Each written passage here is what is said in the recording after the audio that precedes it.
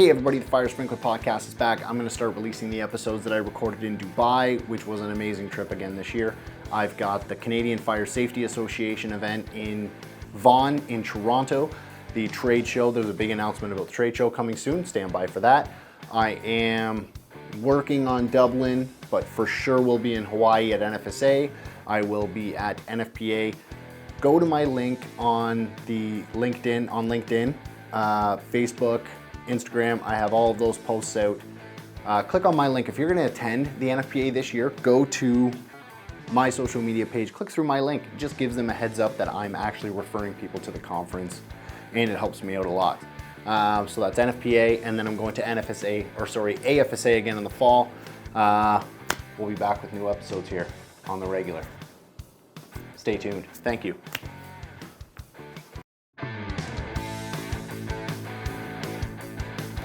Hey everybody, thanks for tuning into this episode of the Fire Sprinkler Podcast. I'm Chris. I'm not at home. I am in Dubai at Intersec, the 25th anniversary of Intersec in Dubai. I'm here with Ali from Nafco. Ali, how's it going today? Everything is good. How's everything with you? So far, so good. This has to be your second home.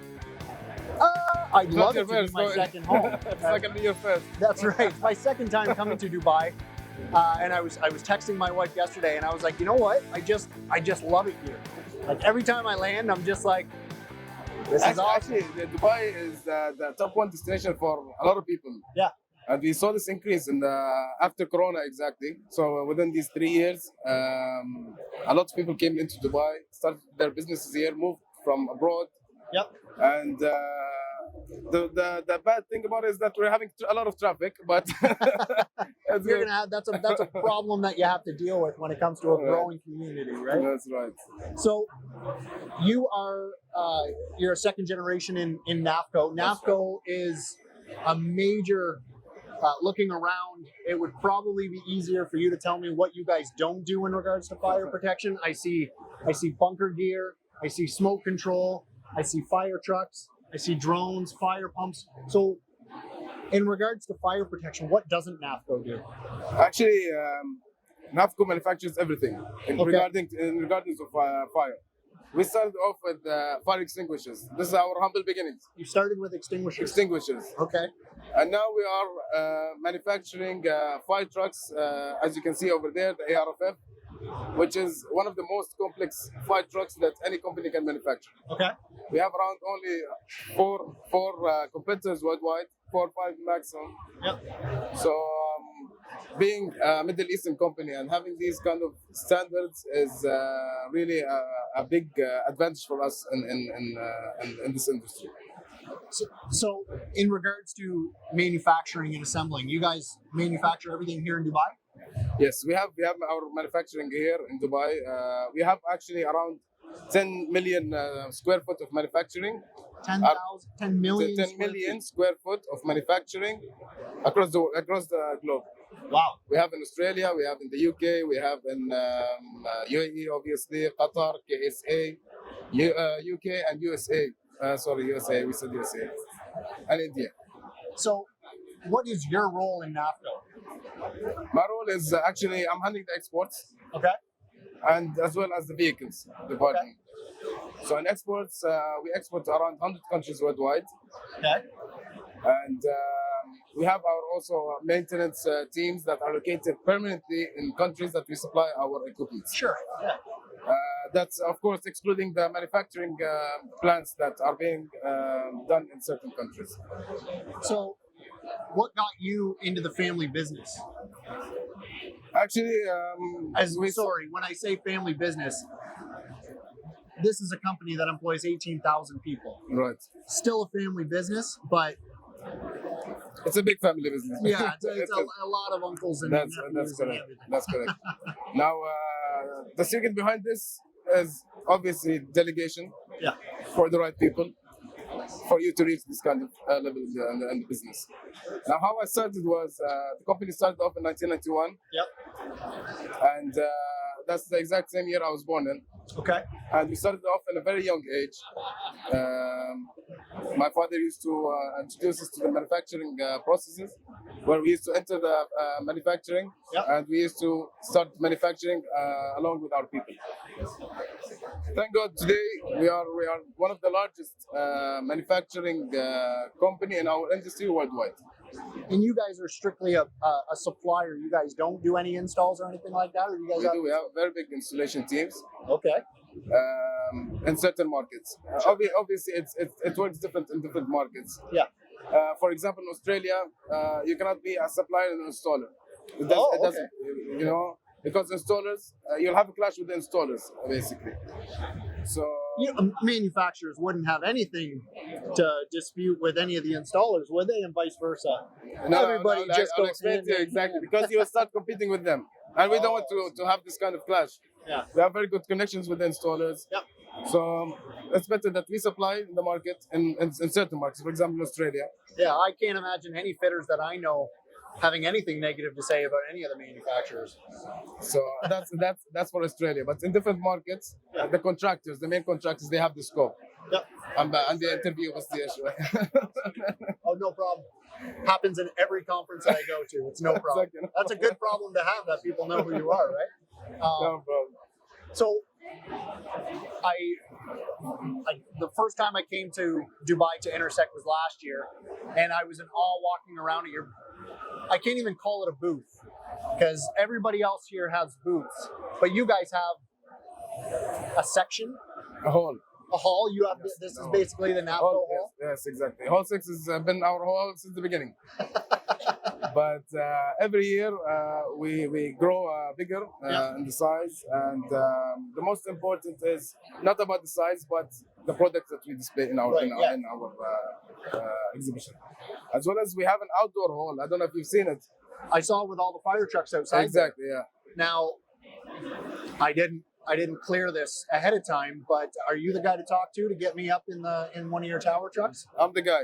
You're the guy. We'll take you now, and then but you have to put it on camera. You have to be a very strong man to go up there. If you insist. How tall are those? The one now is 30 meters. Okay. But we have larger than this. Yeah. But this one that we're displaying is about 30 meters. Wow. But if you can do 30 meters, you'll be a strong man. You'll be good enough. All right. We're gonna take you up 30 meters. It seemed like a good idea at the time. Inside, I kind of scammed him into giving me a ride, and I thought he was going to bail. The camera's not shaking. It's really windy if you see that in the camera. But I promise you're going to enjoy the ride. Oh, absolutely. Enjoy the ride. Yeah. It'll be a hell of a view, and it'll give us a good opportunity. You know, I constantly talk about how big this trade show is, how big the event is, and it's something entirely different to see it, the size of the buildings from this high up.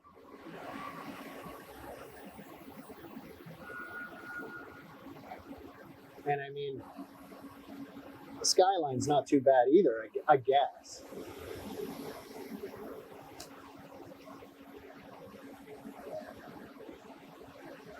So, we're up in the truck now. You guys manufacture how many different types of trucks? Oh, a lot of different types of trucks. Here's actually just an example now. While we get to the top, I'll just try to show you one by one. Yep. This one that we are on right now is the 30-meter range. Yep. We can go up to 60-meter range. 60 meters? 60 meter. Okay. This type of vehicle goes up from starting price, from around 500,000 euros, which can go up to 800,000 euros. Okay. All right. This is the Falcon series down there, which is ARFF, which is exclusively for airports. Okay. You cannot use it anywhere else because of its dimensions and other weight. For example, dimensions, the weight, and other kind of specs. So we opened up a new factory for this. Okay. Actually, around 80,000 square meters factory, where we're gonna produce around 250 units per year.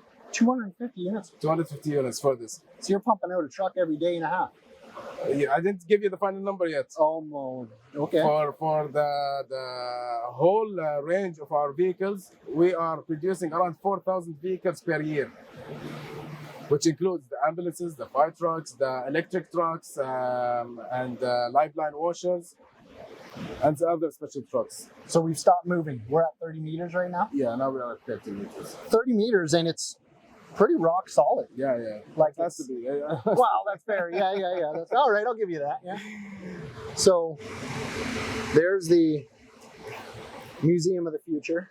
You can see the bridge in between those two buildings over there. Right. And then there is you can kind of see just a square footage wise how big this event is. There's one of the halls. There's another one of the halls, which I mean, there's 4 or 5 halls in each one of those.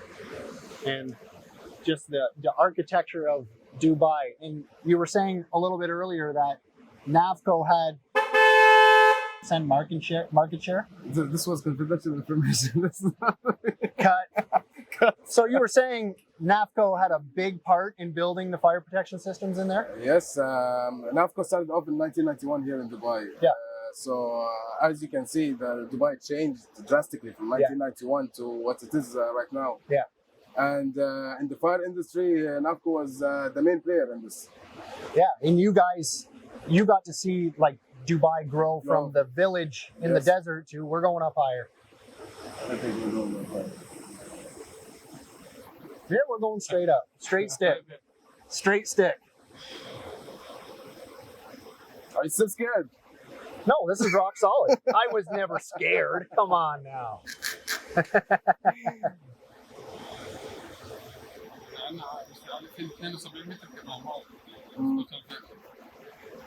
As he's saying, Khalid's our operations director for the vehicles.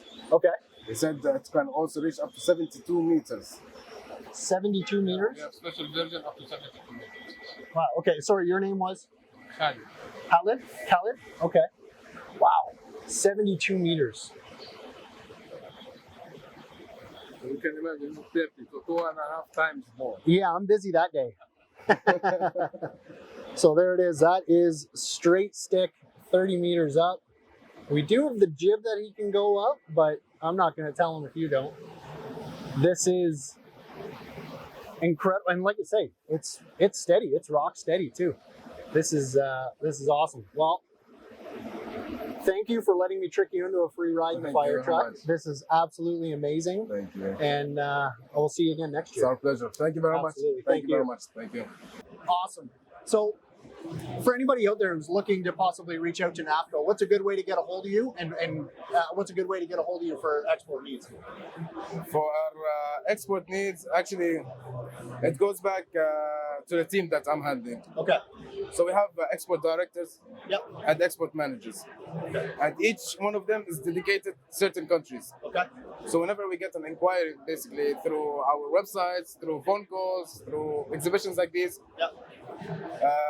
we tend to send them to the concerned people. Right. These concerned people will take care of them because they don't know exactly the market, the certifications. Yeah. And obviously our agents, if they are present there, which will be the best help for them. Yeah. Awesome. Ali, thanks for coming on Thank the you very podcast. much. Thank you very much. Thank you. I appreciate it.